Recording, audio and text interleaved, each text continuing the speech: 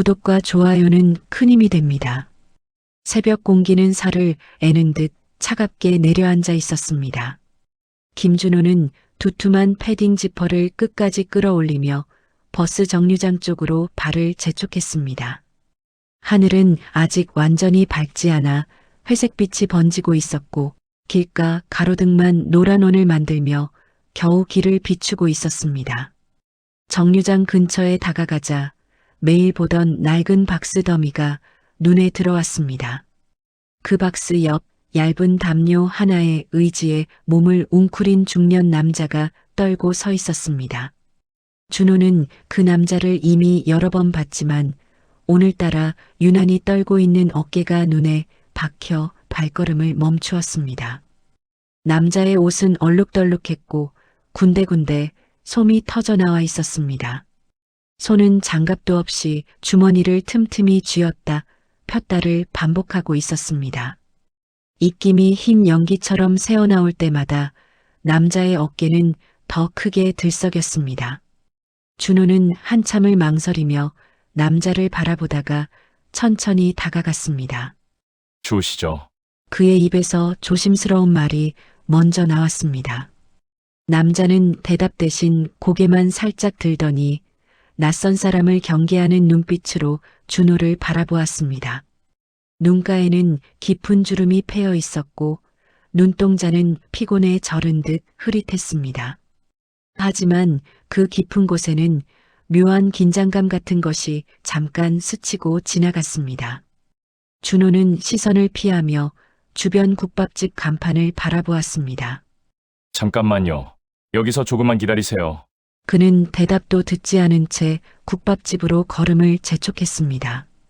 가게 안에서는 이른 출근 손님 몇 명이 김이 모락모락 나는 그릇을 앞에 두고 숟가락을 움직이고 있었습니다. 준호는 주인에게 서둘러 따뜻한 국밥 한 그릇을 포장해 달라고 부탁했습니다. 주인은 비닐봉투에 국밥을 담으며 눈살을 찌푸렸습니다. 또 그쪽 사람이에요? 거기 앉아있는 노숙자 말이죠? 준호는 머쓱한 표정으로 고개를 끄덕였습니다. 주인은 한숨을 쉬며 말을 이어갔습니다. 괜히 정 주지 마요. 저 사람 뭔가 수상해요. 가끔 비싼 차들이 와서 힐끗 보고 가더라고. 준호는 그 말이 귀에 걸렸지만 이미 봉투를 받아들고 나와버렸습니다. 수상하든 뭐든 얼어 죽게 생겼는데 그는 속으로 짧게 중얼거리며 다시 정류장 쪽으로 발걸음을 옮겼습니다. 노숙자는 아까와 같은 자세로 박스 옆에 웅크리고 있었습니다. 준호는 조심스럽게 다가가 봉투를 내밀었습니다. 이거 따뜻할 때 드세요. 노숙자는 잠시 봉투를 내려다보더니 굳어있던 손가락을 힘겹게 뻗어 봉투를 받아들었습니다. 그 손은 바람에 갈라져 있었고 손등의 핏줄이 유난히 도드라져 보였습니다. 그가 봉투를 잡는 순간 소매가 살짝 걷혀 손목이 드러났습니다. 그 손목에는 시계를 오래 차고 있었던 듯 눈에 띄게 옅은 자국이 둥글게 남아 있었습니다. 너무도 선명한 자국이라 아무 시계도 없는 그 손목이 더 어색해 보였습니다. 준호는 별것 아닌 듯 시선을 돌리려 했지만 머릿속 어딘가에 그 자국이 강하게 박혔습니다. 노숙자는 봉투를 꼭 끌어안듯 품에 안았습니다. 이렇게까지 안 하셔도 되는데. 그의 목소리는 낮고 쉰 톤이었지만 말끝에는 익숙하지 않은 감사가 묻어 있었습니다. 준호는 어색한 웃음을 지으며 고개를 저었습니다. 그냥 지나가기가 좀 그래서요. 잠시 어색한 침묵이 흘렀습니다. 버스 정류장 전광판에는 남은 시간 숫자가 천천히 줄어들고 있었습니다. 길 건너 편 슈퍼 아줌마가 이쪽을 힐끔 보더니 못마땅한 얼굴로 돌아섰습니다. 근처 포장마차를 정리하던 사내가 조용히 혀를 차며 중얼거렸습니다. 저 사람 괜히 엮이면 피곤해져요. 다들 피해 다닌 거 못 봤어요? 그 말이 들렸는지 안 들렸는지 애매한 순간이 흐르며 공기만 더 서늘해졌습니다. 준호는 일부러 들리지 않은 척 노숙자의 어깨를 한번 바라보았습니다. 담요 하나로는 도무지 버틸 수 없을 것 같은 추위였습니다. 그는 두 손을 주머니에 쑤셔 넣었다가 다시 꺼내며 마음을 굳혔습니다. 혹시 저녁에는 어디서 주무세요? 준호는 조심스럽게 물었습니다. 노숙자는 잠시 침묵하다가 먼 곳을 보는 것처럼 시선을 허공에 두었습니다. 그냥 여기저기요. 짧은 대답이었지만 그 안에는 설명할 수 없는 피로와 체념이 섞여 있었습니다. 버스 도착 알림음이 울리자 준호는 뒤를 돌아보았습니다.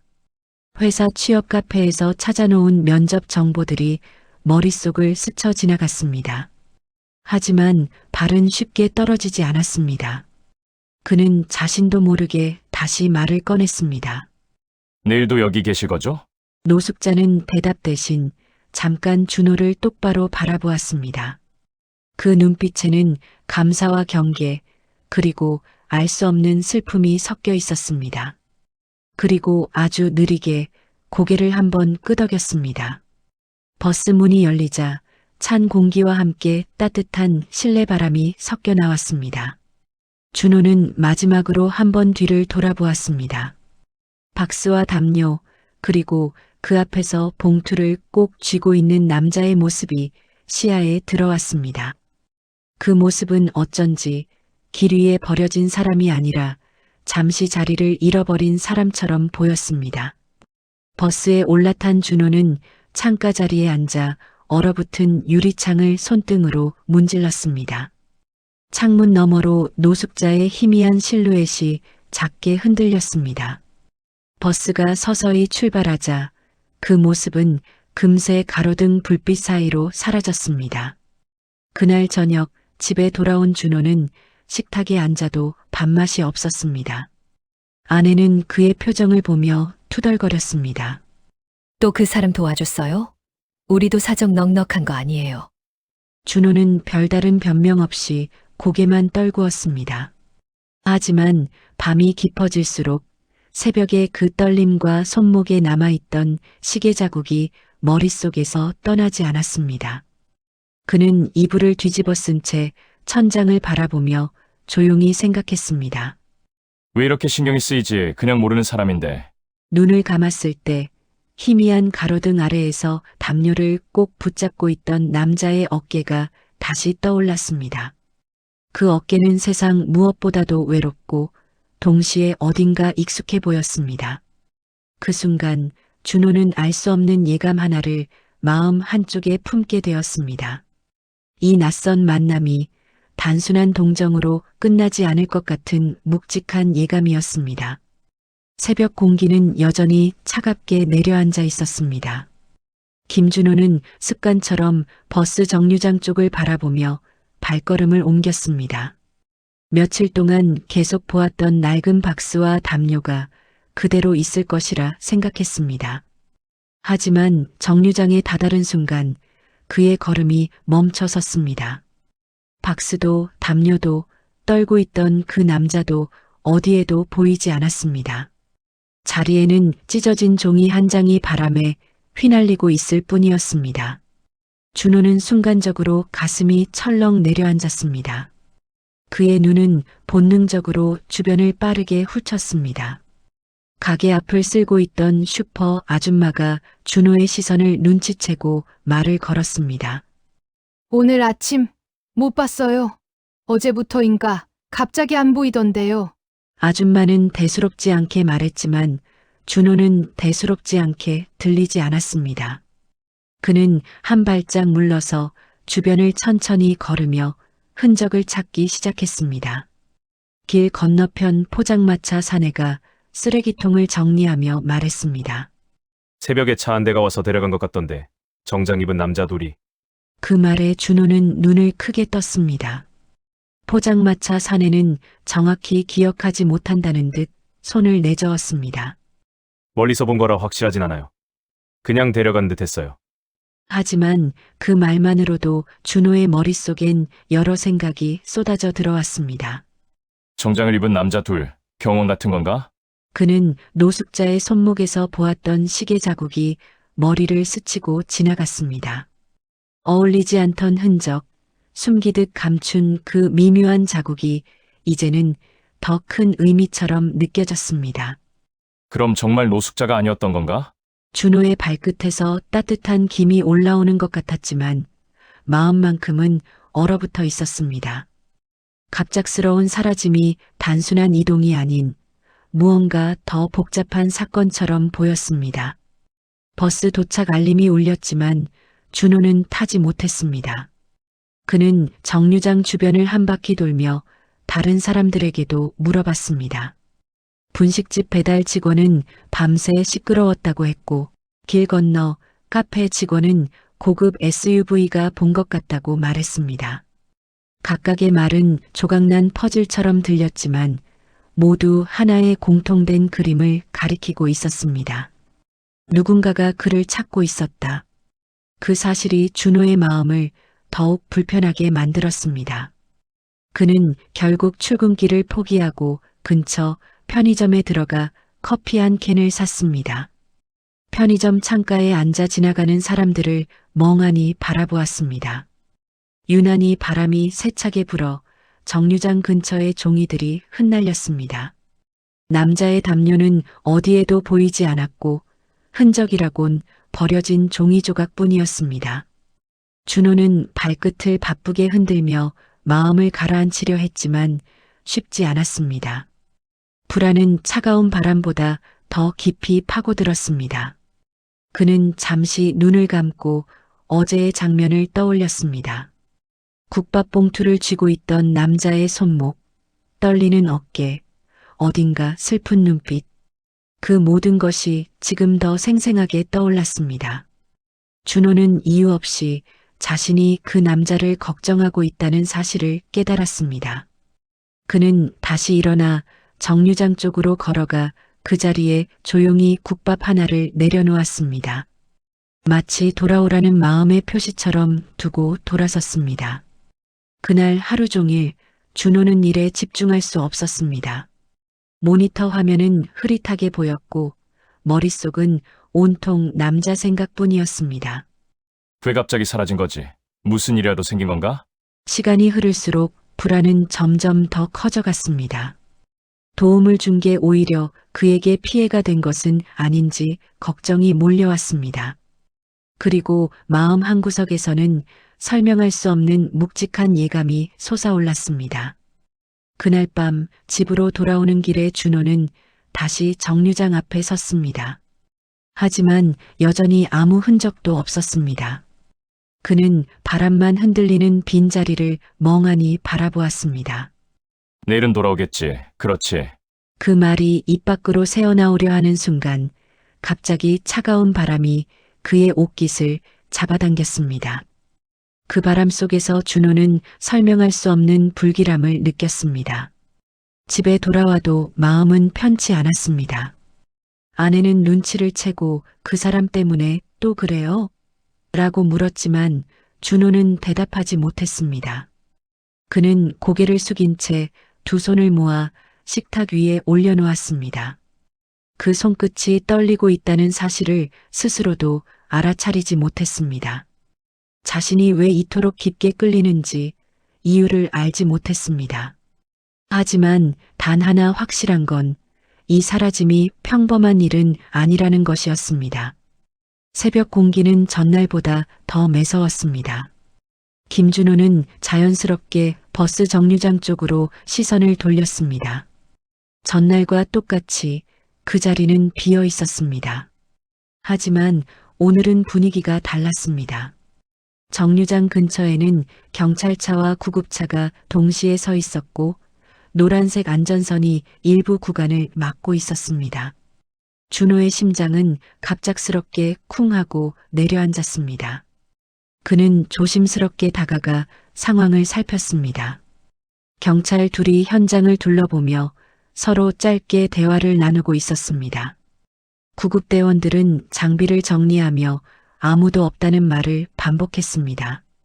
준호는 그 말에 더 큰 불안감을 느꼈습니다. 그는 용기를 내 경찰에게 한 발짝 다가갔습니다. 혹시 여기 무슨 일이라도 난 건가요? 경찰은 신원 확인도 없이 대답을 피했습니다. 그들은 단순 신고라며 자세한 내용을 밝힐 수 없다고 말했습니다. 경찰의 태도는 준호의 불안을 더 짙게 만들었습니다. 그는 시선을 내리며 발치에 떨어진 작은 조각들을 발견했습니다. 그것은 누군가 급히 떠난 듯 흩어진 담요의 잔해였습니다. 그리고 그 옆에는 국밥이 담긴 스티로폼 그릇이 뚜껑이 열린 채 굴러가 있었습니다. 전날 준호가 놓고 간 국밥은 아니었습니다. 그릇의 색도 상표도 달랐습니다. 누군가 그 자리에 머물렀고 또 누군가 서둘러 떠났다는 흔적이 분명했습니다. 준호는 주변을 둘러보며 누가 이 자리를 치웠는지 묻고 싶었지만 사람들의 표정은 냉담했습니다. 근처 가게 직원들은 아침 장사 준비에 바빠 보였지만 하나같이 입을 다물고 있었습니다. 이를 지켜보던 구급대원 한 명이 조용히 속삭였습니다. 정장 차림 사내 둘이 새벽에 왔다고 누가 그러더라고요. 그 말은 준호의 머릿속을 다시 한번 뒤흔들었습니다. 그는 포장마차 직원이 말했던 것과 같은 이야기를 떠올렸습니다. 둘 사이에 들어맞는 상황이 너무도 많았습니다. 정장을 입은 남자 둘 또 나왔어. 준호는 긴장된 숨을 내쉬며 현장에서 한 발짝 뒤로 물러섰습니다. 그는 주변을 한참 바라보다 천천히 정류장을 벗어났습니다. 하지만 몇 걸음 가지 못해 발걸음을 멈추었습니다. 그의 시선은 자동적으로 빈자리로 다시 돌아갔습니다. 마치 누군가 금방이라도 나타날 것 같은 기분이 들었습니다. 사라진 남자가 왜 여기에서 떨고 있었는지, 누구에게 데려가졌는지 도무지 감이 잡히지 않았습니다. 준호는 이유 없이 뒤통수가 서늘해지는 느낌을 받았습니다. 그날 오전 내내 그는 회사 일을 하면서도 현장의 모습을 떠올렸습니다. 커피를 마시려다 컵을 떨어뜨릴 정도로 마음이 쉽게 안정되지 않았습니다. 대체 무슨 일이지 그의 머릿속은 계속 같은 질문으로 가득 찼습니다. 그는 점심시간이 되자 다시 정류장 근처를 찾아갔습니다. 사람들은 여전히 아무 일도 없었다는 듯 바쁘게 움직이고 있었습니다. 하지만 준호의 눈에는 모든 것이 어딘가 낯설고 불길해 보였습니다. 정류장 옆 바람막이가 흔들릴 때마다 남자의 담요가 보일 것만 같았습니다. 같은 자리에 국밥을 한 그릇 내려놓았던 자신의 모습이 떠올랐습니다. 그는 그 행동이 괜히 더 큰 문제를 만든 것은 아닌지 스스로를 책망했습니다. 하지만 마음 한편에서는 어딘가 더 큰 사건이 숨어 있다는 직감이 꿈틀거렸습니다. 이건 단순한 가출 같은 게 아니야. 그는 자신도 모르게 중얼거렸습니다. 하루가 끝나갈 무렵 준호는 다리를 질질 끌듯 퇴근길을 걸었습니다. 가로등 불빛이 차례로 켜지며 거리의 그림자가 길게 늘어졌습니다. 그는 몸을 잔뜩 웅크린 채 다시 정류장 앞을 스쳐 지나갔습니다. 빈자리만이 차갑게 그를 맞았습니다. 그 자리는 이제 단순한 거리의 한 곳이 아니라 불안과 의문의 중심 같은 느낌이었습니다. 준호는 한참을 그 자리에서 떠나지 못하고 서 있었습니다. 밤하늘은 짙고 어둡게 내려왔습니다. 그 아래에서 준호의 생각은 더 깊은 곳으로 가라앉았습니다. 대체 그 사람은 누구였을까? 그는 손에 쥔 서류 가방의 손잡이를 꽉 쥐었습니다. 이제 이 만남이 단순한 우연이 아니라는 느낌이 점점 선명해지고 있었습니다. 그리고 그 느낌은 마치 앞으로 벌어질 일을 경고하는 신호처럼 으스스하게 다가왔습니다. 새벽의 공기는 잔뜩 서늘하게 내려앉아 있었습니다. 김준호는 오늘도 어김없이 정류장 쪽을 바라보며 걸었습니다. 하지만 이미 마음속 어딘가에서는 그 자리가 비어 있을 것임을 알고 있었습니다. 정류장 주변은 평소처럼 조용했고 바람만 유리벽을 스쳐 지나가며 얇은 소리를 냈습니다. 남자가 있었던 자리에는 이제 작은 먼지들만 남아 있었습니다. 그 흔적조차 금세 사라질 것처럼 보였습니다. 준호는 바람막이를 살짝 밀어 안으로 들어갔습니다. 의자에 앉자마자 발치에 어딘가 익숙한 조각이 눈에 들어왔습니다. 그것은 검은색 가죽 스트랩의 일부처럼 보이는 조각이었습니다. 손에 들어보니 낡았지만 고급스러운 재질이 확실했습니다. 며칠 전 보았던 남자의 손목 자국을 떠올리며 준호는 숨을 고르게 들이켰습니다. 그 자국과 이 스트랩 조각이 이상하리만큼 완벽하게 이어졌습니다. 정류장 안은 사람들의 발자국 소리로 잠시 흔들렸습니다. 출근길 사람들이 지나치며 자연스럽게 준호를 스쳐갔습니다. 하지만 그들의 표정엔 아무런 관심도 의문도 보이지 않았습니다. 마치 아무도 이 남자의 실종을 신경 쓰지 않는 듯 보였습니다. 준호는 조용히 스트랩 조각을 주머니에 넣었습니다. 그리고 눈을 감고 깊은 생각에 잠겼습니다. 그는 남자의 떨리는 어깨와 깊은 눈빛이 자꾸 떠올랐습니다. 그 눈빛 속에는 단순한 노숙 생활 이상의 무언가가 숨어 있었던 것 같습니다. 왜 그때 나를 그렇게 오래 바라봤을까? 준호의 머릿속엔 근거 없는 추측들이 쉴 새 없이 떠올랐습니다. 갑자기 데려간 정장 차림의 남자 둘, 그 뒤에 사라진 흔적들, 그리고 스트랩 조각까지 모든 것이 하나의 방향을 향해 정렬되는 느낌을 주었습니다. 회사 면접이 이틀 앞으로 다가왔다는 사실이 머릿속으로 스쳤습니다. 하지만 이상하게도 마음이 면접이 아니라 실종된 남자에게만 향했습니다. 괜히 너무 신경 쓰는 건가? 그는 속으로 생각했지만 그 말은 스스로도 납득되지 않았습니다. 마음속 불편함은 시간이 갈수록 더 커지고 있었기 때문입니다. 이 불안은 단순한 걱정이 아니라 잡히지 않는 위험이 다가오는 듯한 느낌이었습니다. 집에 돌아가자 아내는 이미 소파에 앉아 뉴스를 보고 있었습니다.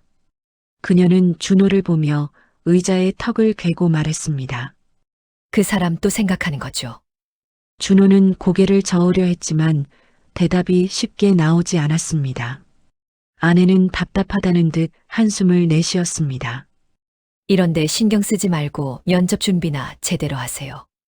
하지만 그 말에도 그의 마음은 단단히 묶여 있었습니다. 준호는 억지로 눈을 감았지만 잠은 쉽게 오지 않았습니다. 그는 뒤척이다가 다시 일어나 베란다 창문을 열었습니다. 찬 공기가 얼굴을 스치며 정신을 약간 맑게 만들었습니다. 그러나 마음의 중심에 남아있는 의문은 더 선명해졌습니다. 왜 나에게 이런 예감이 드는 걸까? 다음 날 아침 그는 출근하며 마지막으로 정류장을 바라보았습니다. 아무도 없고 아무 일도 없다는 듯 평범한 거리만이 펼쳐져 있었습니다. 하지만 준호의 마음은 이미 평범을 넘어선 곳에 가 있었습니다. 그는 스트랩 조각을 다시 한번 주머니에서 꺼내 쥐었습니다. 손에 닿는 촉감이 묘하게 차갑고 묵직했습니다. 그리고 그 순간 설명할 수 없는 위기감이 또 한 번 그의 가슴을 세차게 두드렸습니다. 이 사라짐은 우연이 아니다. 이제 그 생각은 준호에게 확신처럼 자리 잡기 시작했습니다. 앞으로 무슨 일이 벌어질지 알 수 없지만 이미 한 걸음 크게 들어서 버린 느낌이었습니다. 그리고 그는 모르는 듯 조용한 거리 속에서도 보이지 않는 사건의 그림자가 드리우고 있다는 것을 어렴풋이 느끼고 있었습니다. 김준호는 이른 아침부터 정장을 다려입고 면접 준비를 반복했습니다. 거울 속 자신의 얼굴은 긴장으로 굳어 있었지만 오늘만큼은 흔들리고 싶지 않았습니다. 그는 서류 가방을 들고 현관문 앞에서 깊은 숨을 들이켰습니다. 며칠 전부터 이어지는 불안한 예감이 여전히 가슴 한편을 무겁게 누르고 있었습니다. 그러나 지금은 그 모든 생각을 억지로 밀어내야 하는 순간이었습니다. 준호는 스스로를 단단히 다잡으며 집을 나섰습니다. 회사가 위치한 건물은 예상보다 훨씬 거대했습니다. 높게 솟은 유리 외벽이 햇빛을 받아 은빛으로 번져 보였습니다. 출근 시간이라 로비는 직원들과 지원자들로 붐비고 있었고 공기엔 긴장감이 꽉 차 있었습니다. 준호는 번호표를 받고 접수처 앞에 줄을 섰습니다. 그때 접수 직원이 그의 서류를 확인하는 순간 잠시 표정이 멈추는 듯 했습니다. 마치 무언가를 확인했다는 듯 미묘한 변화가 그의 눈에 스쳤습니다. 직원은 동료와 짧은 눈빛을 주고받더니 조용히 말을 건넸습니다. 김준호님은 특별 면접 대상자라 따로 안내해드리겠습니다. 준호는 당황스러운 마음에 순간 걸음을 멈추었습니다. 특별 면접이라는 말은 전혀 예상하지 못한 상황이었습니다. 그는 직원의 안내를 따라 로비 끝쪽에 있는 엘리베이터로 이동했습니다.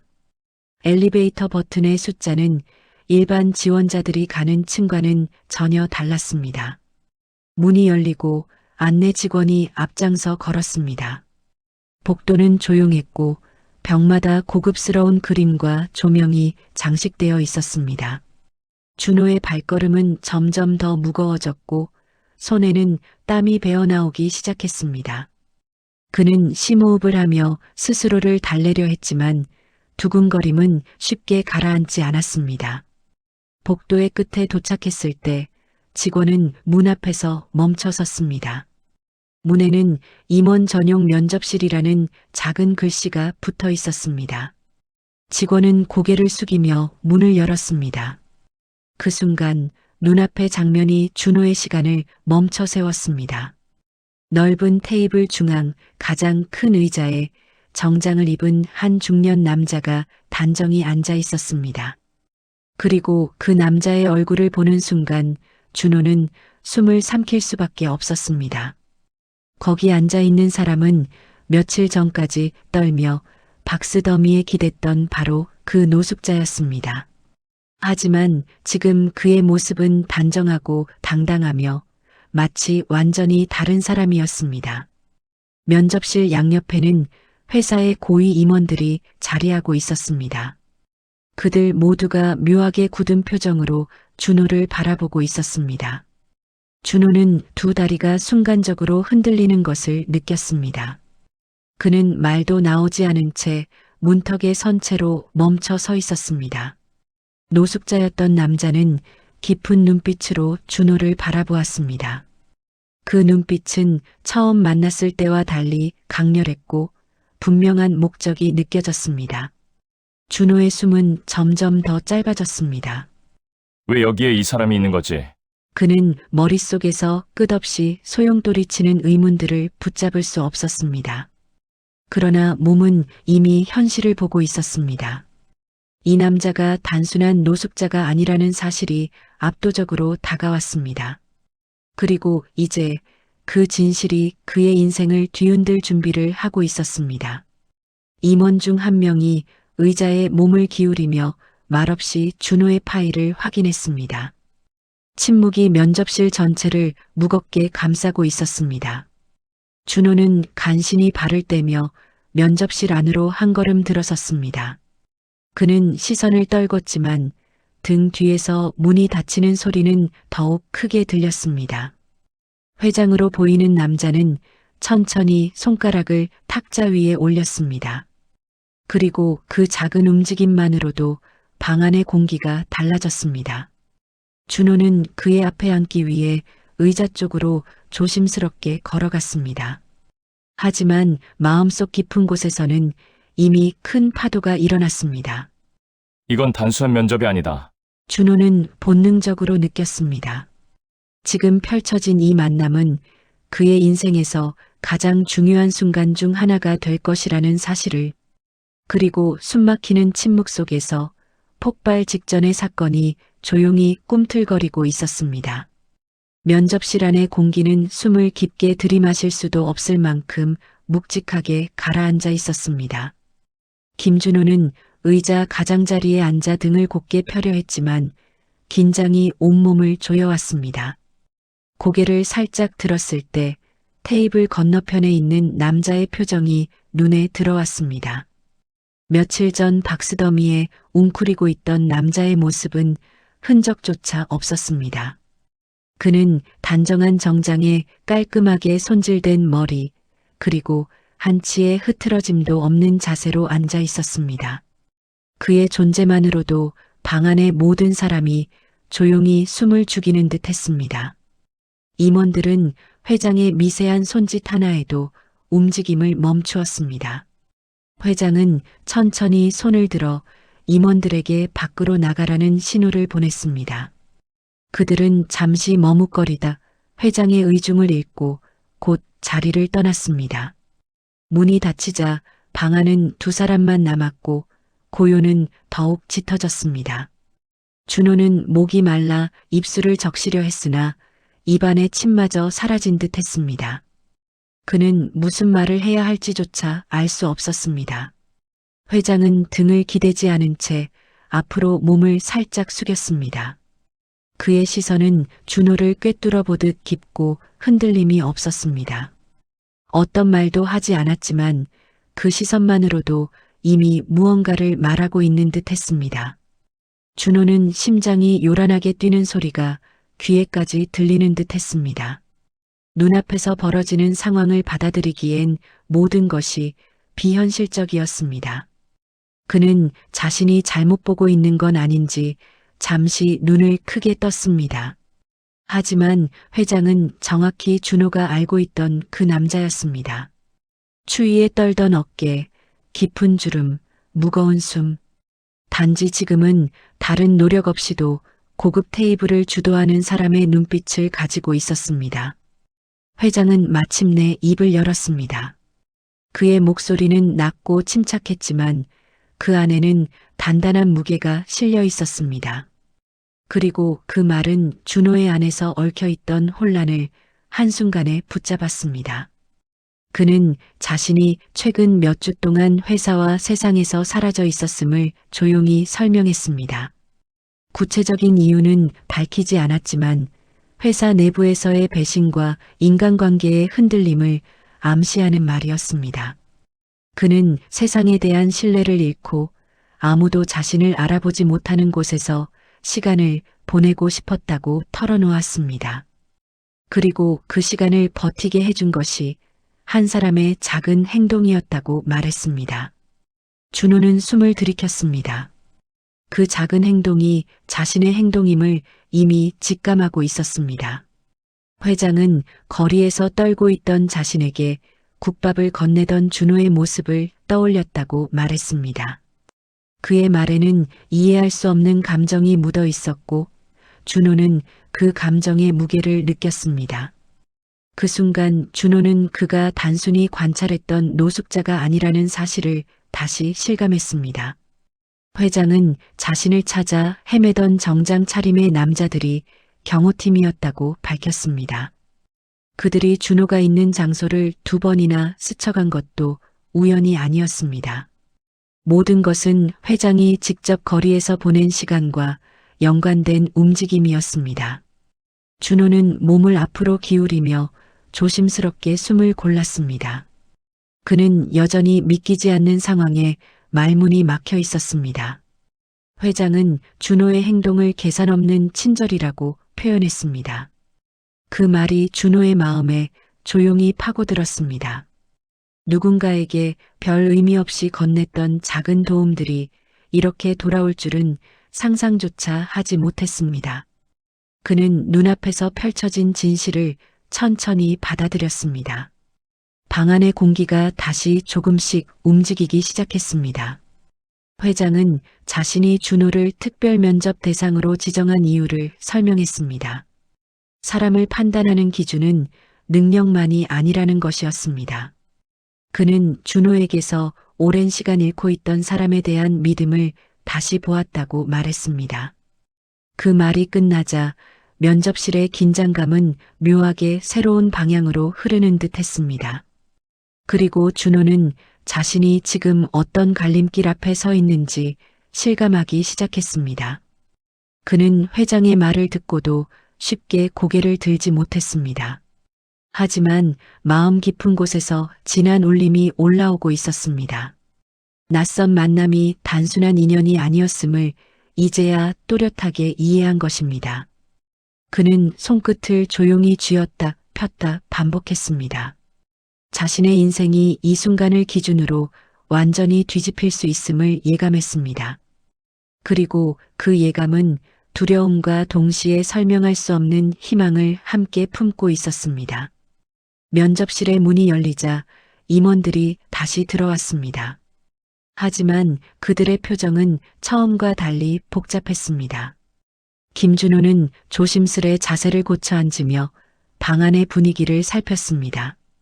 회장은 임원진의 자리에 시선을 천천히 옮기며 조용한 권위를 드러냈습니다. 그의 존재만으로도 방 안의 긴장은 여전히 팽팽하게 이어지고 있었습니다.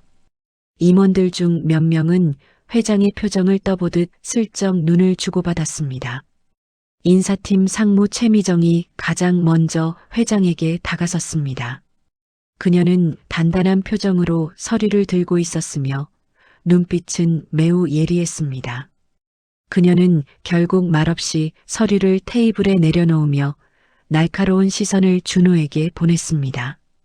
아무 말이 없었지만 그 눈빛 안에 담긴 반대의 기운은 누구나 느낄 수 있었습니다. 회의실의 공기가 다시 한겹 무거워진 듯한 순간이었습니다. 준호는 손끝에 힘을 살짝 주며 마음을 다잡았습니다. 회장은 천천히 상무 쪽을 바라보았습니다. 말 한마디 없었지만 그의 눈빛에는 굳은 의지가 깔려 있었습니다. 상무는 잠시 고개를 떨구었다가 다시 정면을 바라보며 입술을 조금 떨었습니다. 그러나 회장의 단단한 시선을 이겨낼 수는 없어 보였습니다. 마치 서로 대화 없이 결론을 나누는 듯한 순간이 흘렀습니다. 곧 상무는 묵묵히 뒤로 물러났습니다. 회장은 준호를 향해 테이블 위에 한 장의 문서를 밀었습니다. 그 안에는 신설사업부 프로젝트 책임자 후보자라는 문구가 선명하게 적혀 있었습니다. 준호의 눈이 크게 흔들렸습니다. 그는 서류를 천천히 들어 올렸으며 손가락 끝이 떨리는 것이 스스로도 느껴졌습니다. 회장은 조용한 목소리로 조건을 설명했습니다. 정식 채용 전 철저한 검증 및 실무 테스트를 거칠 것이라는 내용이었습니다. 임원들 사이에서 작은 술렁임이 일었습니다. 몇몇은 분명 불만을 감추지 못했습니다. 하지만 누구도 회장의 결정을 정면으로 반대하려 하지 않았습니다. 준호는 서류를 내려다보며 숨을 깊게 들이켰습니다. 그는 자신이 오랜 시간 잊고 지냈던 두 번째 기회가 눈앞에 놓여 있음을 실감했습니다. 그리고 이 기회는 그가 아무 노력 없이 얻은 결과가 아니라는 사실도 알고 있었습니다. 면접실의 공기가 다시 가라앉으며 회장은 조용히 의자를 밀었습니다. 그는 준호에게 마지막 확인을 요구하는 듯한 눈빛을 보냈습니다. 준호의 마음 깊은 곳에서는 두려움과 설렘이 동시에 커졌습니다. 하지만 결국 그 감정들은 한 지점으로 묶여 단단한 결심으로 변했습니다. 준호는 천천히 고개를 끄덕였습니다. 그 작은 고개 끄덕임만으로도 방 안의 긴장된 무게가 바뀌는 듯 했습니다. 임원들은 다시 정리에 들어갔고 회장은 자리를 떠날 준비를 했습니다. 준호는 아직도 이 모든 상황이 꿈처럼 느껴졌습니다. 하지만 손에 쥐고 있는 문서의 무게가 그 꿈을 현실로 만들어주고 있었습니다. 문서 위에 적힌 책임자 후보라는 단어가 준호에게 새로운 책임감을 불어넣었습니다. 그는 천천히 자리에서 일어나 회장에게 고개를 숙였습니다. 그 장면은 준호의 인생에서 하나의 장이 끝나고 새로운 장이 열리는 순간처럼 보였습니다. 면접실 문 밖으로 나오는 순간 준호는 복도 벽에 잠시 기대어 숨을 고르며 눈을 감았습니다. 머릿속이 어지러웠고 심장은 여전히 빠르게 뛰고 있었습니다. 하지만 혼란 속에서도 설명할 수 없는 희망이 가슴 깊은 곳에서 피어오르고 있었습니다. 이제 그는 자신이 다시 일어설 수 있다는 확신을 갖게 되었습니다. 그리고 그 확신은 회장의 한마디가 아닌 자신이 먼저 건넨 작은 행동에서 시작된 것이었습니다. 준호는 조용히 숨을 내쉬며 다짐했습니다. 이제는 도망치지 않겠다고. 며칠이 지나고 준호는 회사 내 교육과 실무 테스트를 모두 통과했습니다. 그는 새로 배치된 사무실에서 팀원들과 첫 회의를 준비하고 있었습니다. 책상 위에는 프로젝트 관련 문서들이 정리되어 있었고 그의 이름이 적힌 명패가 반짝였습니다. 그 순간만큼은 지난 시간의 혼란과 불안이 모두 끝났음을 실감했습니다. 하지만 마음 한켠에는 여전히 자신이 지나온 길을 되돌아보는 감정이 남아 있었습니다. 그 감정은 한 번 더 그를 길 밖으로 이끌었습니다. 출근길, 그는 습관처럼 버스 정류장 앞을 천천히 걸었습니다. 그 자리는 한동안 비어 있었지만 오늘은 낯선 그림자가 앉아 있었습니다. 얇은 점퍼 하나에 몸을 웅크린 중년 남자가 떨고 있었습니다. 눈은 충혈되어 있었고 손은 바람에 닿을 때마다 크게 떨렸습니다. 준호는 멈칫하며 그 남자를 바라보았습니다. 불과 며칠 전 자신이 마주했던 장면과 너무도 닮아 있었습니다. 그는 한순간도 망설이지 않았습니다. 근처 국밥집으로 향해 뜨거운 국밥을 포장해 들고 나왔습니다. 그리고 떨고 있는 남자 앞에 조심스럽게 그릇을 내려놓았습니다. 남자는 놀란 눈으로 준호를 바라보다가 천천히 고개를 숙였습니다. 입술이 떨려 말을 잇지 못하는 모습이 전날의 자신처럼 보였습니다. 준호는 잠시 숨을 고르고 따뜻한 말을 건넸습니다. 드시고 힘내세요. 그 말은 단순한 위로가 아니라 자신이 몇 주 전에 받았던 온기를 다시 돌려주는 마음이었습니다. 남자는 감은 눈을 떨며 작은 목소리로 고맙다고 말했습니다. 준호는 그 말에 잠시 멈춰섰습니다. 추운 바람 사이로 국밥에 김이 피어오르는 모습은 마치 과거와 현재를 이어주는 듯 했습니다. 그는 주머니 속에 넣어둔 문서의 모서리를 살짝 손끝으로 눌러보았습니다. 회사 건물에 도착하자 회장이 로비에서 준호를 바라보고 있었습니다. 그는 고개를 살짝 끄덕이며 준호에게 의미 있는 눈빛을 보냈습니다. 그 눈빛에는 말하지 않아도 전해지는 감정이 담겨 있었습니다. 당신도 누군가에게 그 길을 건네주는군요. 준호는 자연스럽게 미소를 지으며 고개를 숙였습니다. 그의 하루는 무겁지 않았고 되려 묵직한 따뜻함이 가슴 깊은 곳에 자리했습니다. 업무를 시작하기 전 준호는 잠시 창가에 서서 도시를 바라보았습니다. 유리창 너머로 보이는 사람들은 각자의 길을 향해 바쁘게 움직이고 있었습니다. 그 속에서 준호는 자신이 흘려보냈던 시간들의 의미를 다시 떠올렸습니다. 누군가에게 건넨 작은 손길이 돌고 돌아 자신에게 돌아왔듯 지금 건넨 온기도 언젠가 다시 이어질 것이라는 확신이 들었습니다. 그는 조용히 마음속으로 한마디를 되뇌었습니다. 이제는 내가 누군가의 희망이 될 차례다. 준호의 시선은 다시 사무실로 향했고 그의 발걸음은 흔들림 없이 단단했습니다. 지난 시간 동안 그를 짓누르던 절망과 불안은 이미 사라진 뒤였습니다. 남자가 남긴 빈자리 대신 이제는 새로운 시작의 길이 펼쳐져 있었습니다.